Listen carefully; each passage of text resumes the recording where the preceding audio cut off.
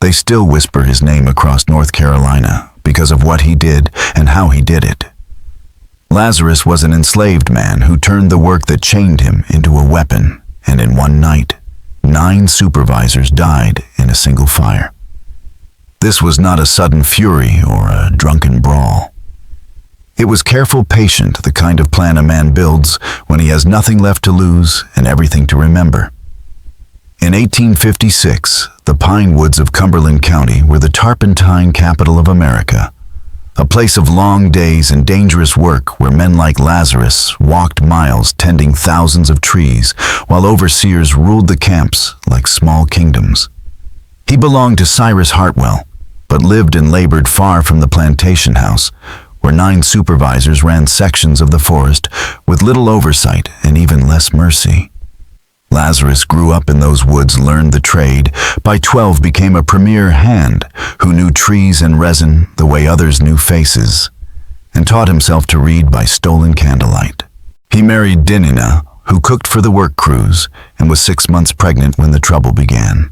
One evening she was taken into a supervisor Pharaoh's cabin and found terrified, and when Lazarus tried to rescue her, he was caught, hauled before the men, tied to a whipping post, and lashed until he was near death, while the supervisors decided his fate. They threatened to sell him south, to send him where families were torn apart, and life was measured in years, not decades. Then instead sent him to the swampy, snake-filled reach near the Lumber River, so his woman and unborn child would be used to keep him compliant.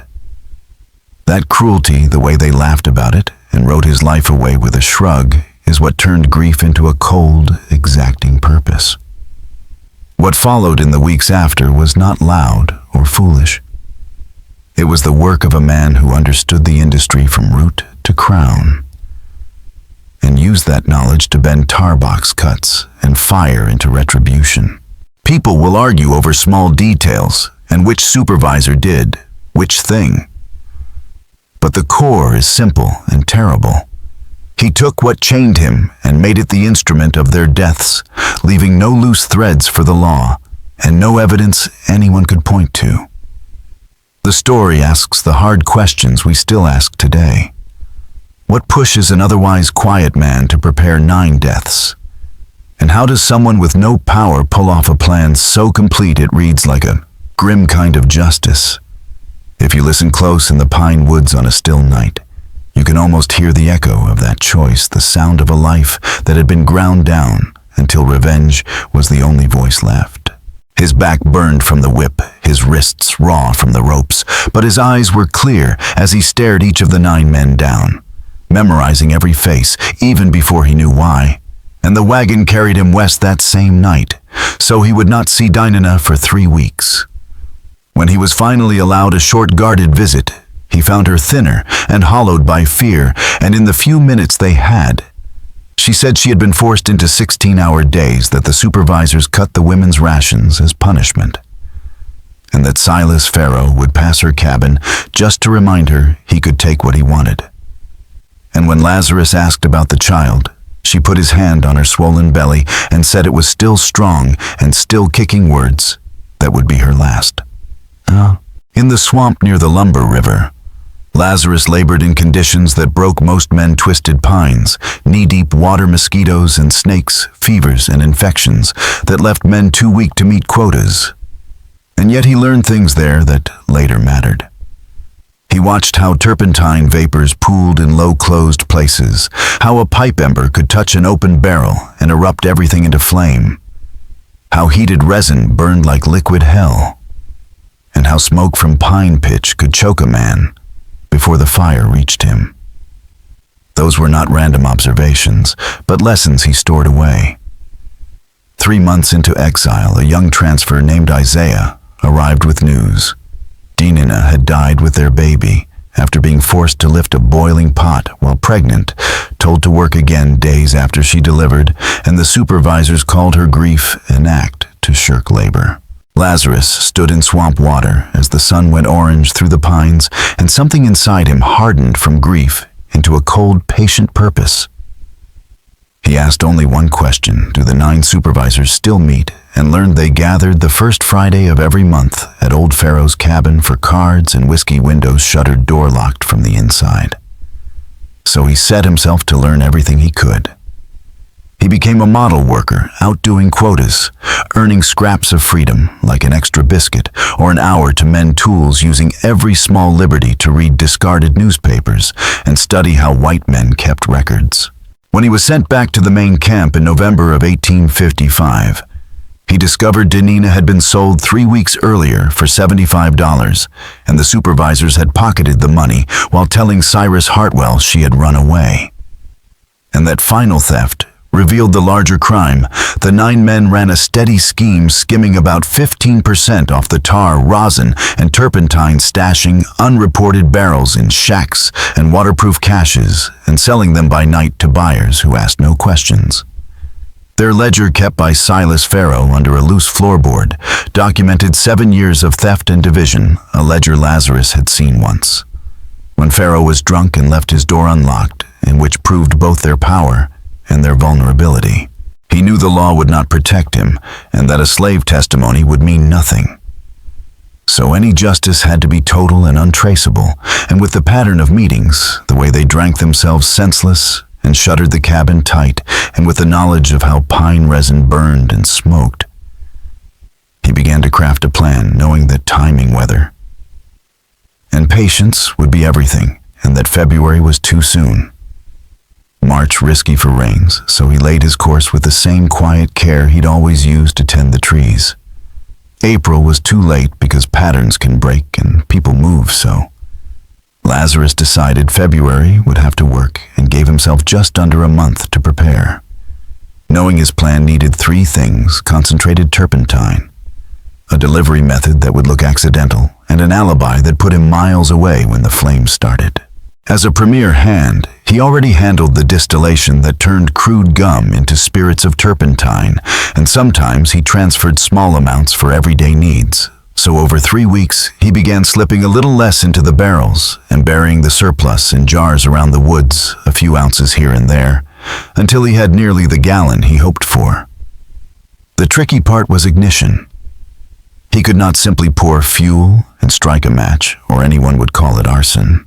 He needed the fire to start inside the cabin and look like one of those work accidents that happened when men drank and tobacco and volatile resin lived together in a closed room. Forbidden reading in a discarded paper had left him with a vague idea about delayed ignition, and through secret experiments in remote parts of the forest, he learned that turpentine-soaked rags, sealed with just the right slow air leak and mixed with linseed oil and match sulfur, would slowly heat and sometimes burst into flame 3 to 8 hours later. It was imperfect, but with multiple devices and careful placement, it might do the job. For an alibi, he volunteered for the night watch duty 3 miles east of Pharaoh's cabin, a position the overseer checked regularly, and that would place him well away from the meeting. The opportunity to get his devices into the cabin came from the same men who had locked themselves into their vice, because Pharaoh wanted a whole cord of wood stacked inside the fireplace to keep the chill off while they drank and played cards, and Silas, the older worker, agreed to have Lazarus help carry and stack. The day before the meeting, Lazarus dug up his jars and set 3 small clay pots he had made in the kiln, each with a tiny hole, and wrapped rags inside soaked with turpentine, linseed oil, and sulfur. He had scraped from match heads, coating the pots with ash so they would look like old pieces of crock, and slipping them into the woodpile, one low for an early spark, one tucked in the middle for a later boom, and one higher to catch the fire once it was wild. As they stacked, he pretended to fumble and used a knife to puncture 2 of the sealed turpentine jars so the liquid could soak the wood and the vapors would settle low on the cabin floor, invisible in a place where resin was common. He left with his hands and story clean. That night, he barely slept, running scenarios through his head. And at dawn on February 6th, he went to his section and worked the hours as any man would. Then at 4, he reported for night watch 3 miles east, where the overseer would keep eyes on him, and where every step and call would be proof he had been far from Pharaoh's cabin. When the fire took hold, Duncan, the overseer, walked Lazarus out to the collection point himself, pointing out the barrels and the lantern and warning that if he was caught sleeping, he'd taste the whip. Lazarus nodded obediently, keeping his voice steady while inside his pulse thundered. As the forest darkened, he sat by the lantern, outwardly patient, inwardly counting time 3 miles west. Pharaoh's cabin, 9 men drinking their profits away. By now they'd be deep into their whiskey shutters, closed door locked tight. If his calculations were right, the rags would begin to heat between 8 and midnight, turning the air inside that cabin into a trap. When Duncan came by at 8, Lazarus smiled and said it was quiet, nothing but crickets. When he left, Lazarus returned to listening for the wind. Around 9:30 he caught a faint scent of smoke and his breath caught. Test 15, Duncan came again, tense this time, sniffing the air. "That's a lot of smoke for a cook fire," he muttered, then ordered Lazarus to stay put and disappeared west. 20 minutes later, the horizon flared orange. The glow was too wide, too bright, and soon shouting carried through the trees. By the time Duncan returned, his face was streaked with soot and disbelief. "Pack up," he said. "Night watch is over." Pharaoh's cabin burned to the ground. All 9 inside. Lazarus blinked, feigning shock. All 9, he asked, his tone just the right mix of horror and awe. "Must have started from the fireplace," Duncan said. "Door locked, windows shut." They never had a chance. Walking back toward camp, Lazarus watched the glow in the sky fade and knew every element had worked: the vapors, the layered ignition, the sealed space, the wood soaked in resin. It was science and vengeance entwined: the fire consuming not just a cabin, but a whole chapter of cruelty. Still that night, as he lay on his bunk, listening to the faraway crackle of dying flames, he didn't feel triumphant. The fire had balanced a ledger, but couldn't bring Dynasty or their son back. He closed his eyes, and for the first time since losing them, let the tears come, tears that felt like release rather than defeat. By dawn, the plantation owners arrived to inspect the ruins. What was left of Pharaoh's cabin was only ash and stone. 9 bodies lay, in shapes unrecognizable, the fire so fierce it had turned bone to powder. The conclusion came quick: an accident. A spark from the fireplace catching the woodpile, men too drunk to react, the door locked from the inside. Hartwell shook his head and muttered about lost labor and ruined schedules. Only Vernon Ketchum, the manager, hesitated. He paced the blackened foundation, studying how the burn had spread. 3 distinct centers of heat, not one. Strange for a simple fire. He questioned Silas, then Lazarus, who answered calmly, eyes steady. The old man swore it had been only dry pine they'd stacked.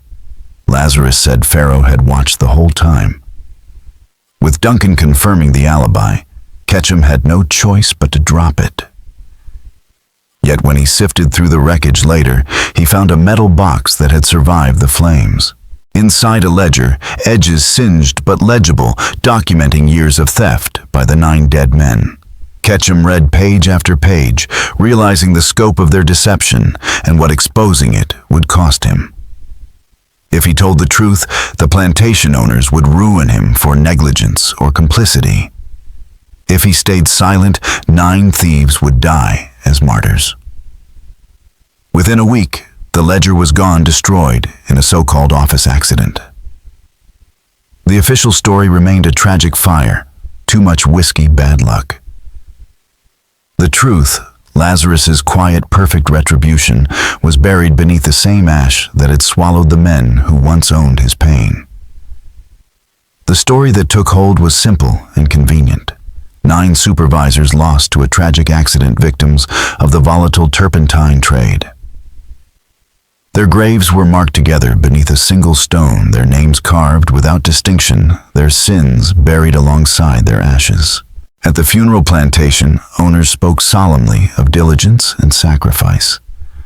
while the townsfolk murmured about fate and misfortune. No enslaved workers were allowed to attend, though many stood silently at a distance, saying nothing, revealing nothing. If they suspected what had truly happened in that cabin, they carried that knowledge quietly, as one more secret survival required. In the aftermath, new supervisors were brought in from neighboring counties, men who didn't know the dead and didn't ask questions. The owners, shaken by the loss of their valuable overseers, tightened their control. More inspections, more records, more eyes watching the forest camps. The system endured just colder and more careful. Lazarus kept to his work, steady, quiet, invisible. But those who had known him before, the few who dared speak his name, saw that something in him had changed. He was still, but not at peace. The light that had once glimmered when he spoke of Dynasty was gone, replaced by a kind of calm that felt heavier than silence.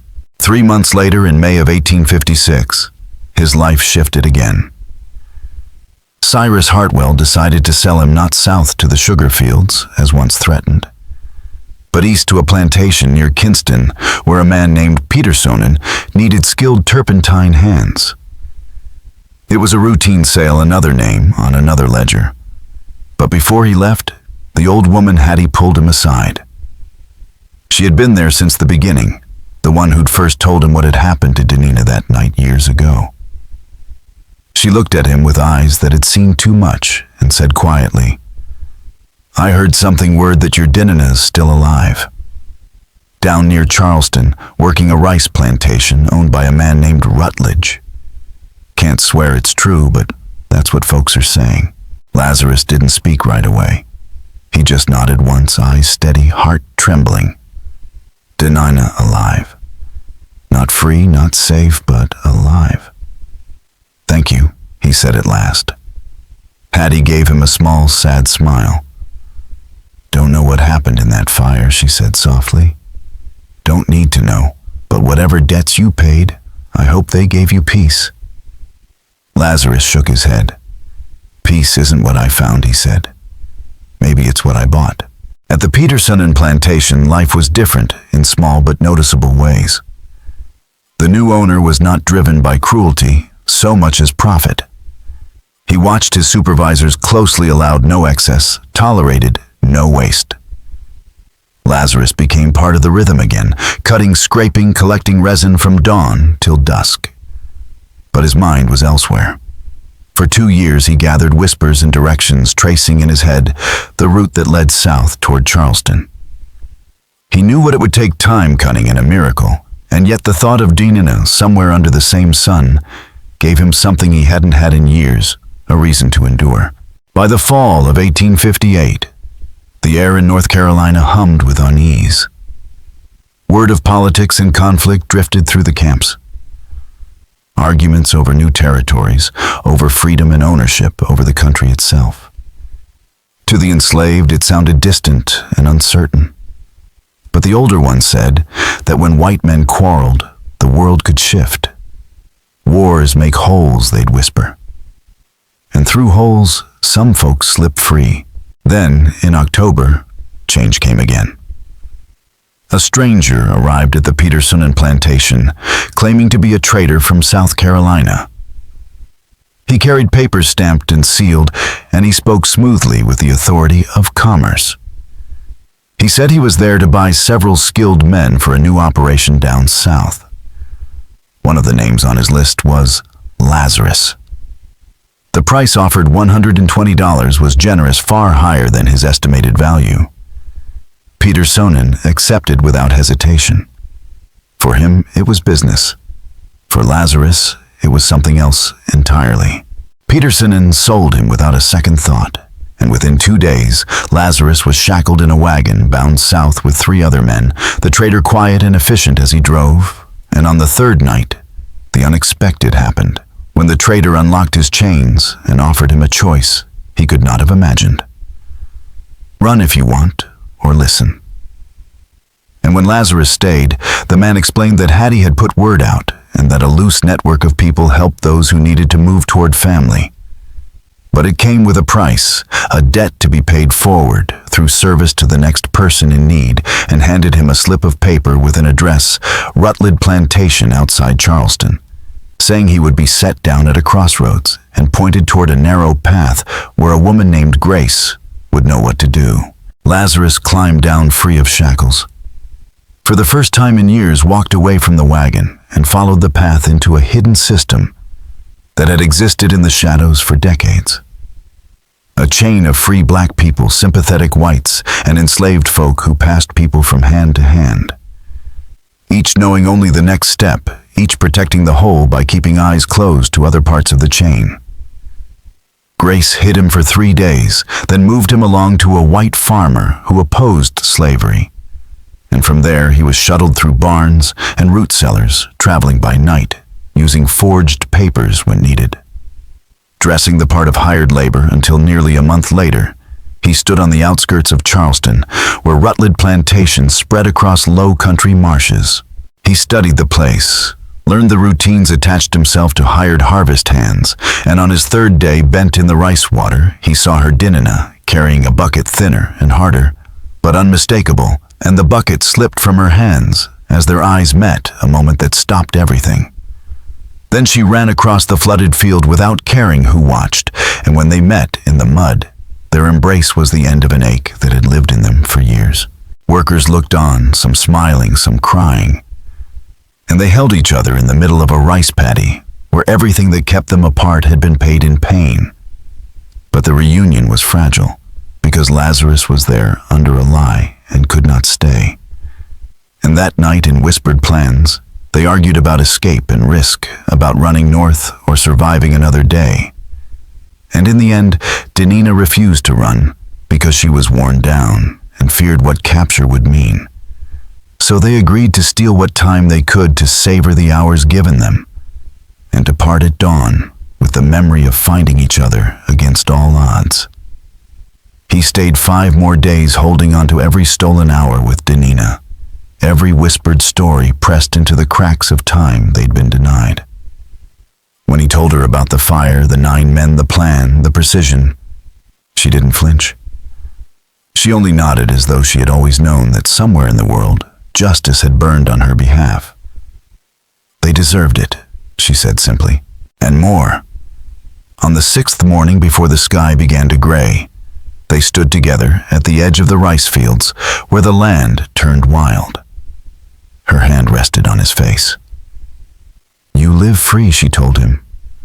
"That's how I'll be free too. Your freedom is mine. Don't you forget that."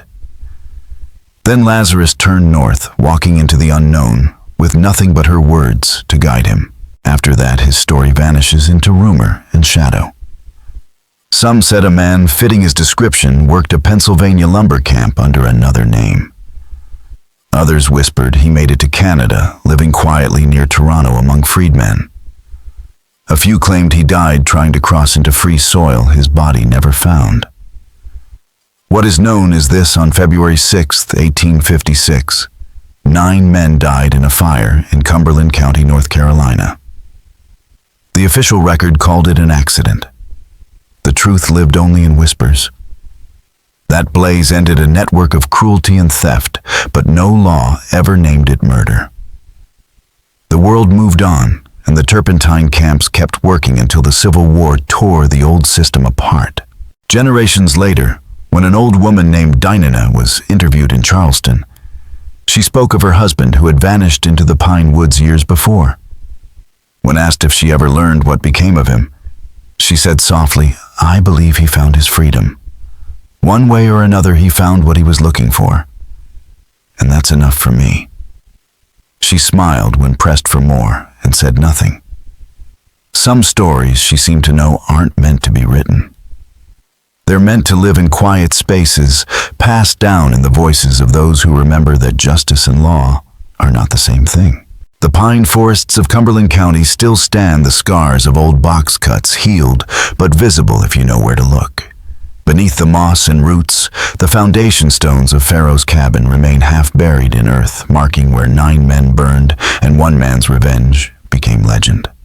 The fire is history now, but its echo still hums through those woods, a faint trace of smoke, a whisper of truth that refuses to die. If this story moved you, share it with someone who loves the mysteries buried in America's forgotten past. Subscribe for more tales like this, stories of ghosts, revenge, and justice carved from silence. The past doesn't stay buried forever. Sometimes, if you listen closely enough, you can still hear it breathe.